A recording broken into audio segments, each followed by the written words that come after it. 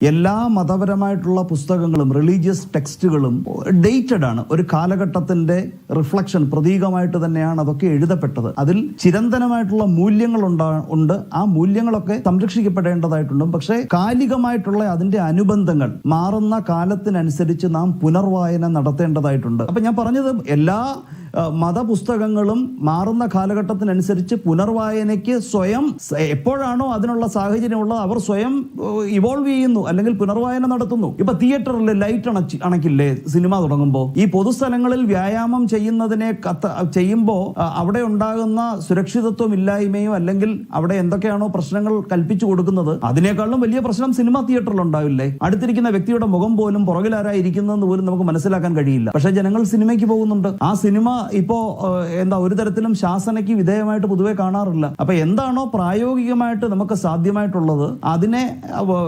പ്രായോഗികമായിട്ട് നമുക്ക് തടയാൻ കഴിയാത്തത് അതിനെ പുനർവായനയിലൂടെ നാം അംഗീകരിക്കുന്നു. അപ്പൊ ഇങ്ങനെ ഒരു പ്രവണത ഇപ്പം പൊതുസ്ഥലത്ത് സ്ത്രീയും പുരുഷനും ഇടകലർന്ന് വ്യായാമം ചെയ്യുക എന്നുള്ളത് ഒരു മൂവ്മെന്റ് ആയിട്ട് കേരളത്തിൽ വരുന്നുണ്ട്. അപ്പൊ നമുക്കെല്ലാം അറിയാവുന്ന പോലെ അതിനകത്ത് ഒരു ലൈംഗികമായിട്ടോ അല്ലെങ്കിൽ ഒരു അരാജകത്വമോ ഒന്നും തന്നെ വളരെ ചിട്ടയായിട്ട് ഇങ്ങനെ നടന്നു പോകുന്ന പ്രവൃത്തികളിൽ നമുക്ക് കൽപ്പിച്ച് കാണുവാൻ കഴിയില്ല. ഈ സമയത്ത് അതിനെ തടയുവാൻ മതവും വിശ്വാസവും ഒക്കെ പറഞ്ഞ് അതിനെ തടയുവാൻ ശ്രമിച്ചു കഴിഞ്ഞാൽ അതിന്റെ തുടക്കത്തിൽ തന്നെ അത് നശിപ്പിക്കപ്പെട്ടു പോകും. ആ ഇനിഷ്യേറ്റീവ് അവിടെ മുരടിച്ചു പോകും എന്നുള്ളത് കൊണ്ടാണ് വിമാനയാത്രയും ബസ് യാത്രയും സിനിമാ തിയേറ്ററും ഒന്നും തന്നെ തടയുവാൻ കഴിയില്ല. അപ്പൊ അവരുടെയൊക്കെ അഭിപ്രായം നാം അംഗീകരിക്കുമ്പോൾ തന്നെയും നാം ചിന്തിക്കേണ്ടതായിട്ടുള്ള ഒരു വിഷയം, കേരളത്തിനെ പോലൊരു സമൂഹത്തിൽ over A period of time ഇപ്പൊ സ്ത്രീകൾക്ക് അവർക്ക് പരമ്പരാഗതമായിട്ട് കിട്ടിക്കൊണ്ടുപോകുന്ന സ്പേസ് കുറയുകയാണോ അത് കൂടുകയാണോ, അല്ലെങ്കിൽ അവർക്ക് വന്നിട്ടുള്ള മെറ്റമോർഫോസിസ് കാലാന്തരത്തിൽ അവർക്ക് വന്നിട്ടുള്ള മാറ്റം അത് സ്ത്രീകൾക്ക് ഗുണകരമായിട്ടുള്ളതായിട്ടാണോ ദോഷകരമായിട്ടുള്ളതായിട്ടാണോ എന്നുള്ളതാണ് നാം പരിശോധിക്കേണ്ടതായിട്ടുള്ളത്. ഇപ്പോ